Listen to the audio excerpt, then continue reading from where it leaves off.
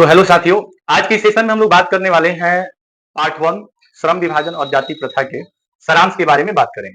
तो आइए जानते हैं श्रम विभाजन और जाति प्रथा। श्रम विभाजन और जाति प्रथा और जाति प्रथा जो कि आपका चैप्टर वन है और इसी का हम लोग सारांश जानने वाले हैं। इसी का सारांश जानेंगे। सारांश क्या होता है?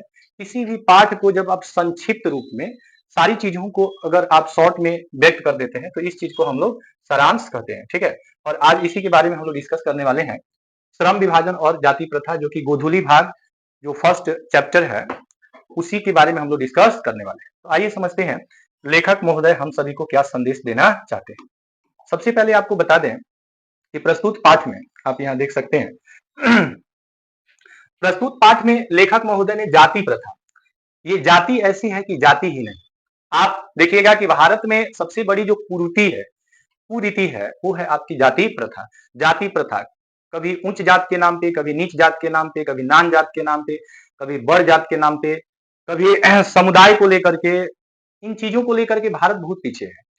अगर भारत को जगत गुरु बनाना है तो सबसे पहले यहाँ जाति धर्म मजहब का जो जहर बोया जा रहा है इसको खत्म करना है। और इसी को खत्म करने के लिए बाबा साहब भीमराव अंबेडकर ने बताया कि हमारे लोकतंत्र पर सबसे बड़ा अगर कोई खतरा है तो वह जाति प्रथा से है। लोग जाति पाति को इतना सर पे चढ़ा रखे हैं कि हमारा देश विकास कर रहा है, विनाश कर रहा है।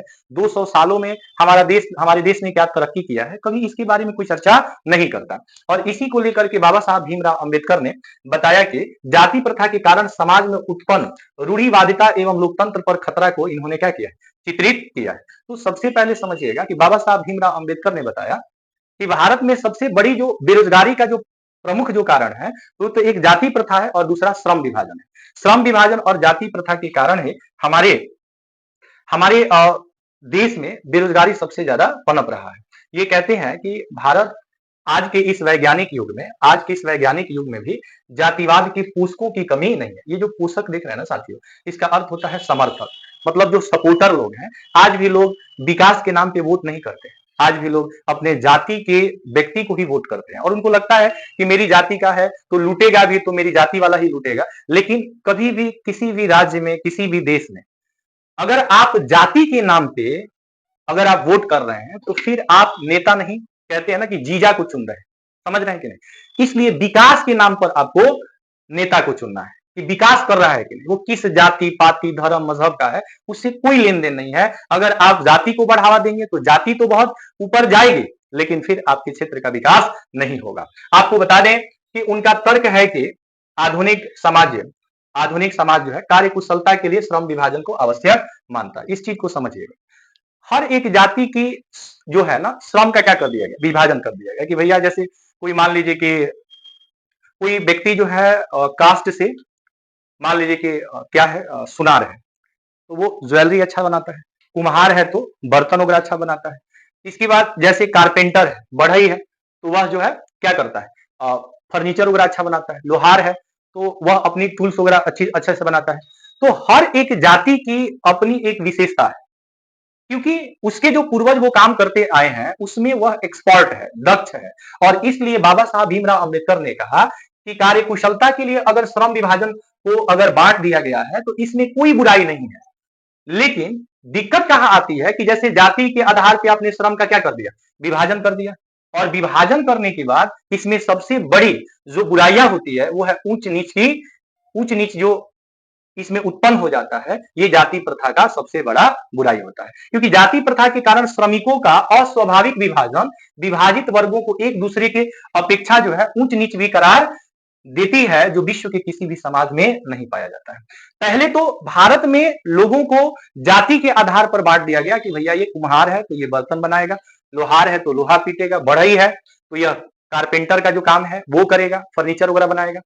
लेकिन धोबी है तो कपड़ा धोएगा, अगर कोई कोबलर है, मोची है तो वो जूता चप्पल को जो है सिलाई करेगा। लेकिन बाद में लोगों ने क्या कहा, ऊंची जाति के लोगों ने कहा कि भैया उसके हाथ का हम पानी नहीं पी सकते, उसको अपने खाट पे नहीं बैठा सकते हैं, घर में नहीं आने दे सकते हैं, मंदिर में नहीं जाने दे सकते हैं, क्योंकि वह बहुत क्या कर रहा है, तो बहुत घिनौना काम कर रहा है, कचरा साफ कर रहा है। तो इस चीज को लेकर के हमारे समाज में बुराइयां पनपने लगी, जो कि विश्व के किसी भी समाज में ऐसा नहीं है कि अगर कोई व्यक्ति साफ सफाई का काम कर रहा है, सफाई कर्मी है, चाहे वो किसी भी जाति धर्म का है, तो उसके साथ छुआछूत की भावना उत्पन्न हो।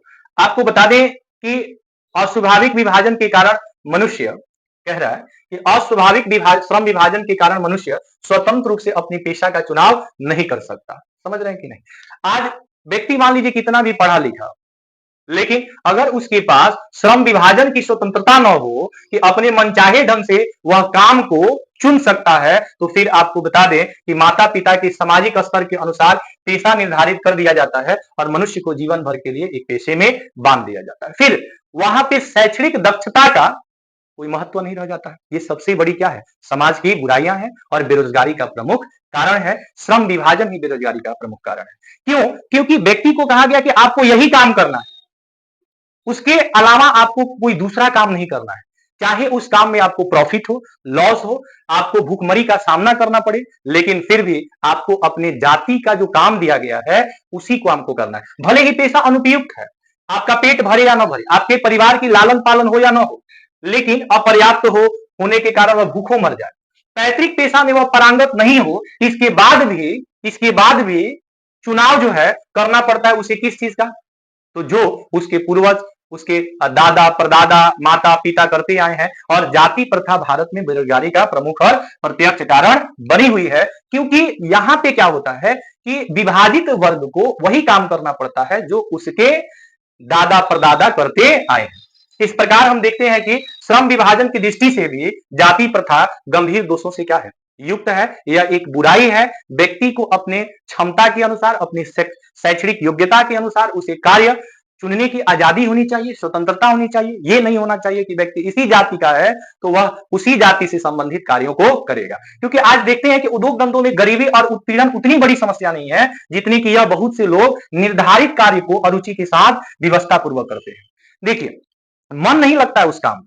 जैसे कोई व्यक्ति, मान लीजिए कि कोई व्यक्ति अगर कुम्हार जाति का है, तो उसके बच्चे को बर्तन बनाने में इंटरेस्ट नहीं है और उससे इनकम भी नहीं हो पाता है, क्योंकि आज मिट्टी के बर्तन में लोग कितने परसेंट लोग जो है मिट्टी के बर्तन का उपयोग करते हैं? बहुत कम।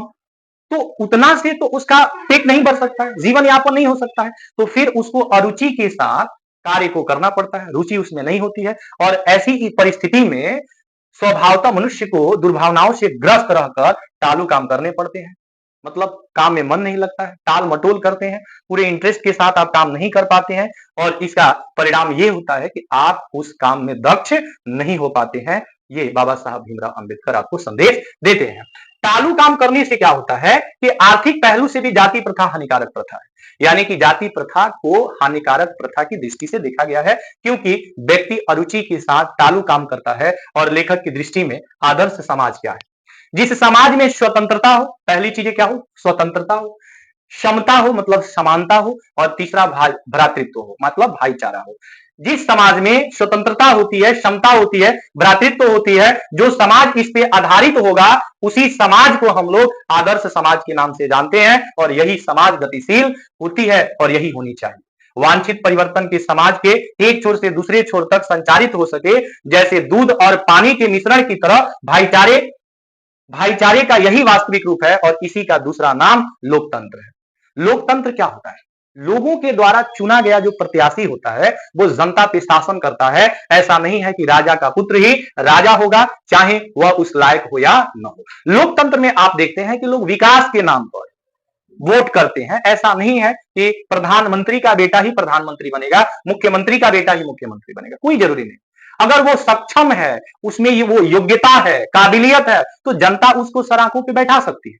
अगर उस लायक नहीं है तो फिर जनता उसको नीचे भी गिरा सकती है। यही लोकतंत्र की पहचान है। मूलतः सामूहिक दिनचर्या की एक रीति तथा समाज के सम्मिलित अनुभवों के आदान प्रदान का नाम। इसमें यह आवश्यक है कि अपने साथियों के प्रति श्रद्धा हो, सम्मान की भाव हो। तो ये आपका जो पहला चैप्टर है श्रम विभाजन और जाति प्रथा, उसका जो है ये क्या है? सारांश है, समरी है। चीजों को एक बार अच्छे से आप इसको लिख लें, नोट कर लें, काफी इंपॉर्टेंट चीज है। देखिए, 4 टाइप का क्वेश्चन अगर आप कर लेते हैं तो क्लास 10th के हिंदी में आपको कोई दिक्कत नहीं होने वाली। और ये चारों चीजें मैं आपसे शेयर कर देता हूं। पहली चीज तो ये है कि आप लेखक से संबंधित प्रश्नों को रट जाइए। यहाँ पे जैसे मान लीजिए कि ये आपका गोधूली भाग 2 है, क्लास 10th का हिंदी है, और श्रम विभाजन और जाति प्रथा चैप्टर है, इसके लेखक बाबा साहब भीमराव अम्बेडकर है।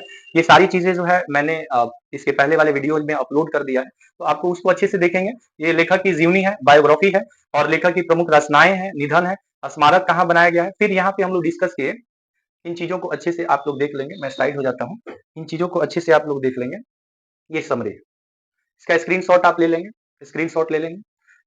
इसके बाद जो है आगे, जैसे ये आपका समरी है, ये पूरी समरी को अच्छे से आप देखेंगे। फिर इसके आगे हम लोग देखेंगे, ये सब समरी है। समरी, दूसरी चीज तो समरी होती है, पहला लेखक का परिचय होता है। अब इसके बाद आप जब आगे बढ़ेंगे तो आपको यहाँ पे मिलेगा वस्तुनिष्ठ प्रश्न। वस्तुनिष्ठ प्रश्न बोले तो ऑब्जेक्टिव क्वेश्चंस। ऑब्जेक्टिव क्वेश्चंस तीसरा चीज है, पहला लेखक की जीवनी, दूसरा पाठ का सारांश, तीसरा आपको ऑब्जेक्टिव क्वेश्चंस कर लेना है, और चौथा प्रश्नोत्तर कर लेना है। ये 4 चीजें एक पार्ट से आपको करना है, और प्रत्येक पार्ट में करना है, प्रत्येक पार्ट में करना है। अगर हिंदी में बेस्ट अंक लाना है तो मुझे फॉलो कीजिए, वीडियोस को अच्छे से देखिए, एक एक चीजों का नोट्स अच्छे से बनाइए। ये मैं खुद अपने से टाइप करके चीजों को बनाता हूं आपके लिए, सुपर डुपर हिट, लाल पीला हरा नीला, ये सारी चीजों को मैं आपके लिए करता हूं। तो मैं आपके लिए मेहनत कर रहा हूं, आप भी अपनी लाइफ को लेकर के मेहनत कीजिए, क्योंकि लाइफ में अगर काम काम काम के पीछे आप भागेंगे तो आपका भगवान आपको नाम नाम नाम के पीछे भागेगा और भगाएगा। और फिर कहते हैं ना कि मनी फॉलोज यू, जब आप काम करेंगे ना और नाम होगा तो फिर पैसे आपके पीछे भगेंगे, सफलता आपके पीछे भगेगी। और रात दिन शॉर्ट्स देखेंगे, टाइम पास करेंगे, एकदम दिन भर जो है केवल कोई ऐसा काम नहीं करेंगे जिससे दूसरे को लाभ। तो जब तक दूसरे का लाभ नहीं होगा तब तक वह व्यक्ति क्यों आपकी भला सोचेगा। देखिए, लाभ जो शब्द है ना, ये तभी होता है जब आप दूसरे का क्या करते हैं, भला करते हैं। तो आप एक दिन में सोचिए कि आज मैंने ऐसा कौन सा काम किया जिससे किसी को लाभ हुआ। अगर उस व्यक्ति को आपसे लाभ होगा फिर वह व्यक्ति आपका फैन होगा, ठीक है। दूसरी चीज है कि अगर आपने किसी पे दया किया तो वह व्यक्ति आपको याद करता है। दया का उल्टा याद होता है, दया का उल्टा क्या होता है, याद होता है। और भला का उल्टा क्या होता है, लाभ का उल्टा क्या होता है, भला। तो अगर आप चाहते हैं कि आपका लाभ हो तो किसी का भला कर दीजिए, और याद कोई व्यक्ति आपको रखे तो उस पर दया कर दीजिए। ये बात समझिए। यहाँ हम तक बने रहने के लिए बहुत बहुत धन्यवाद। अब मुझे इजाजत दीजिए जाने के लिए, मिलते हैं नेक्स्ट वीडियो में, तब तक के लिए जय हिंद।